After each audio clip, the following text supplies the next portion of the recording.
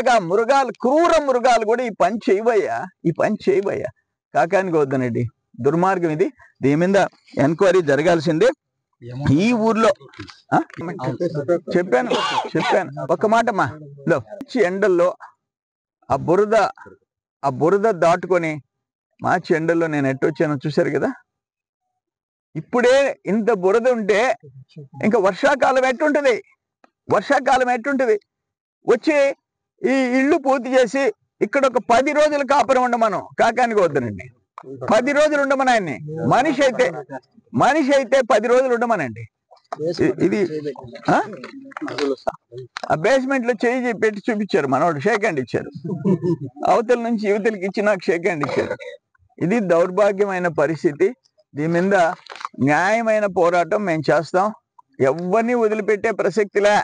అయ్యా, మా గవర్నమెంట్ వస్తుంది, అన్నిటి మీద ఎంక్వైరీ చేస్తాం, దాంట్లో వదిలిపెట్టే ప్రసక్తిలే. ఎన్ని ఇళ్ళు మొదలు పెట్టించావు? ఎన్ని ఇళ్లలో కాపురాలు చేశారు? పనికిరాని ఇళ్ళు కట్టించే మేము ఇన్ని ఇళ్ళు కట్టాము. జగన్ అన్ని ఇళ్ళు ఎందుకు? దోపిడీకా? మనం కట్టిన ఇళ్ళు చూపిస్తాం. నేను ఓడిపి కట్టిన ఇళ్ళు మీకు సంఘంలో చూపిస్తాను. ఎట్టుందో చూడండి, ఒక్కొక్క ఇల్లు ఎట్టుందో చూడండి. నేను దగ్గరుండి మల్లికార్జునపురం ఇల్లు కట్టించా గిరిజనులకి. ఎట్టుండే పోయి చూసి రండి. ఇంత దుర్మార్గం. దీంట్లో 1,80,000 మొత్తం కేంద్ర ప్రభుత్వం. జగనన్న నీళ్లు. ఏం కర్మ అంటే ఇది? జగనన్న నీళ్లు ఎక్కడుంది? కనీసం ఒక 50,000 గిరిజనులకి, ఎస్సీలకి, బీసీలకి 50,000 రాష్ట్ర ప్రభుత్వం నుంచి ఇవ్వచ్చు కదా జగనన్న, నీ పేరు పెట్టుకునేటప్పుడు. వంకాయ ఇది పెద్ద దోపిడీ, భారీ కుంభకోణం.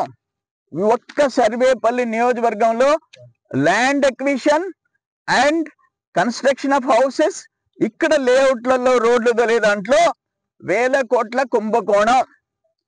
మీరు జర్నలిస్టులు, మీరు వెళ్ళిపోండి, విచారించండి. నేను చెప్పింది తప్పు అయితే అడగండి.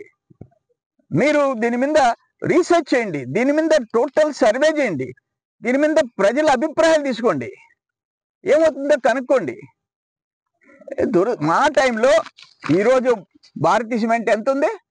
400, 360. మా టైంలో ఎంత ఉండింది? 270. ఇప్పుడు 380. మా టైంలో ఇసుక ఫ్రీ, ఇప్పుడు ఇసుక కొనాలా. అప్పుడున్న స్టీల్ రేటు ఆ రోజు 1,80,000తో ఇల్లు కడితే ఈ రోజు ఎంత ఇవ్వాలా? మినిమం 3 లక్షలు ఇవ్వాలా. ఆ డబ్బుతో కంపేర్ చేస్తే మినిమం 3 లక్షలు ఇవ్వాలా. అంత మాత్రం జ్ఞానం లేదా జగన్మోహన్ రెడ్డికి? కాకానికి వద్దరెడ్డి 1,000 కోట్లు, దాదాపు 3,000 కోట్లు సంపాదించుకున్నావే. ఎస్సీలు ఎస్టీలకి ఇంటికి 1,00,000 రూపాయలు ఇలేవా? ఎవరి తాత సొత్తిది? నేను చెప్తున్నాను నేనండి, మేము అధికారంలోకి వస్తాం, ఇవన్నీ ఎంక్వైరీ చేస్తాం. ఎవడు దోపిడీ చేశాడో మంత్రి దాకా విచారణ చేయిస్తాం. స్పెషల్ టీమే ఇస్తా. Special team. 1 land acquisition, 2 layout రోడ్ల ఫార్మేషన్, 3 కన్స్ట్రక్షన్ లో జరిగిన దోపిడీ స్పెషల్ సిఐడి టీం వేసి ఎంక్వైరీ చేయించి ఎవరు తప్పు చేస్తుంటే వాళ్ళు శిక్ష అనుభవించక తప్పదు. ఆయన కాకాని కావచ్చు, వాళ్ళ తాత కావచ్చు. ఇంత దారుణమేందమ్మా. శాంతి, మేము ఎస్టీ అంటే యానాదోళమి. నా బాధ ఏంటంటే నాకు అన్యాయం జరిగిందండి. నాకు చాలా మోసం జరిగింది. ఇక్కడ ఇల్లు కట్టిస్తానని చెప్పి నన్ను చాలా మోసం చేశారు. ఎందుకంటే నాకు ఇంటి పని నచ్చలా. వాళ్ళు చేసే ఇంటి పని నాకు నచ్చక నేను ఏరేగా వచ్చాను. ఏరేగా వచ్చిన తర్వాత ఇప్పుడు నాకు 15,000 చెక్కు రాకుండా చేశారు. ఆ సురేష్ రెడ్డి అని వ్యక్తి 26,000 తీసుకొని ఆ డబ్బులలో 1 రూపాయి కూడా నాకేం ఇవ్వలేదండి. ఇవ్వలేదు. నన్ను చాలా మోసం చేశారు. నేను 1.5 లక్ష అప్పు తెచ్చుకొని వడ్డీ కూడా కట్టలేని పరిస్థితి నాది. తెచ్చుకొని నేను ఇల్లు ఇంత దాకా లేపుకుంటే వాళ్ళు ఇప్పుడు ఏదైనా నేను అడిగేది ఒకే మాట, మీరు కట్టించలేనప్పుడు ఇల్లు కట్టిస్తానని ఎందుకు చెప్పారు? ఆ రోజు వచ్చి మీరు మీటింగ్లలో ఎందుకు చెప్పారు ఇల్లు కట్టిస్తానని? ఆ రోజు చెప్పొచ్చు కదా, నేను కట్టించానమ్మా, నేను తినేస్తాము డబ్బులు, నీ దాంట్లో సిమెంట్లో నేను తింటాను, ఇసుకలో నేను తీసుకుంటాను, నేను అప్పులు పాలు చేస్తాను అని ఆ రోజు చెప్పొచ్చు కదా. నాకు వాళ్ళు చెప్పలేదు. మాకు ఎందుకు చెప్తారు? పేదలు సొత్తు కదా, పేదలకు వచ్చిన డబ్బు తింటేనే కదా, తినందా మాట వాళ్ళకి. నేను కోరేది ఒకటే, ఆయన మాట ఇస్తారు కానీ మాట నెరవేర్చాయనే కాదు, మాట అసలు మాట నెరవేర్చాయనే కాదు ఆయన. అసలు ఆయనకు ఓటు వేసినా ఒకటి, వేయకపోయినా ఒకటే నా దృష్టిలో. కానీ నేను అడిగేది ఒకటి, ఇప్పుడు నన్ను నా కాడ 15,000 చెక్కు తీసేసుకున్నారు, నాకు 26,000 15,000 చెక్కు నాకు ఇవ్వలేదు, నన్ను అప్పుల పాలు చేసి నన్ను వంతన బాధ పెట్టిస్తున్నారు వాళ్ళు. మీలలో ఎవరైనా సరే నాకు న్యాయం చేయండి, నాకు న్యాయం చేయండి. ఎందుకంటే నేను అప్పు తెచ్చి నేను అసలు మా బాధ నేను ఎవరికి చెప్పుకోలేను, అప్పుల పాలైపోయి నేను చాలా బాధపడుతున్నాను. నేను ఎవరికి చెప్పుకోలేక నేను ఇంట్లో మేము ఎంత బాధ తింటున్నామో, అన్నం తింటాం లేదో, గెంజి పోసుకుని తింటున్నామో లేదో, అసలు నా బాధ అంతా మాకే తెలుసు. దయచేసి మీరందరూ నాకు న్యాయం జరిగేటట్టు నాకు తోడుగా మీరందరూ సహాయం దయచేయండి, నాకు ఇల్లు కట్టించండి. ఎందుకంటే నాకు ఇల్లు వర్షం వస్తే ఆ ఇంట్లో పాములు తేళ్ళు అన్నీ వచ్చేస్తాయి, ఆడ నిలవలేము మేము అసలు. దయచేసి నన్ను మీరు గుర్తుంచుకొని నాకు సహాయం దయచేయండి, నాకు నా డబ్బులు నా బిల్లు నాకు వచ్చేలాగా దయచేయండి.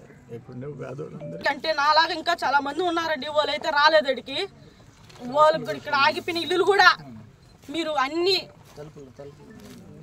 మీరు అలాంటి వాళ్ళకి కూడా సహాయం దయచేయండి. ఇంకొక విషయం కూడా అండి, నేను ఇల్లే కట్టలేదు, తలుపులు కిటికీలు వచ్చేసి అని బిల్లు నాకు వేసేసారు. తలుపులు కిటికీలు తెచ్చి నేను దాంట్లో పెట్టుకున్నానా లేదా చేయడం తగిలించుకున్నానా? తలుపులు కిటికీలు తెచ్చా. ఇలా దొంగ లిస్టు వేసి ఇట్లా మోసం చేయటం ఎందుకు? ఇలాగెందుకు దొంగ లిస్టులు ఎందుకు వేస్తున్నారు? చదువులేదన్నా మాకు. 15,000 24,000 ప్లస్ తలుపులు కిటికీలు కూడా నాకు వచ్చేసినట్టు దీంట్లో బిల్లు పడి ఉంది. కానీ నేను తెచ్చి ఆడ పెట్టుకున్నాను. నాకేమైనా సీక్రెట్ గా గెస్ట్ హౌస్ ఇచ్చున్నావు నువ్వు పెట్టుకొని? నేను ఏమైనా ఇచ్చున్నారా నాకు? ఎందుకు అలాంటి వాళ్ళు మాట చెప్పకూడదు, కట్టిలేని వాళ్ళు మాట చెప్పకూడదు. ఇలాంటి వాళ్ళకి ఎవరైనా ఇప్పుడు తెలిసిన మనుషులు అయితే నాలాంటి పేదోళ్ళు తెలివి ఉంటే ఇంకోసారి ఎవరు మోసపోగాకండి, ఏదైనా ఆలోచించి తెలుసుకొని చేయండి మీరు. నేను కోరేది ఇదే, అందరికీ ఇలాగా ఎంతో మంది నష్టపోయి ఉన్నారండి, వాళ్ళందరికీ కూడా మీరు సహాయం చేయండి. నేను కోరేది ఇదే.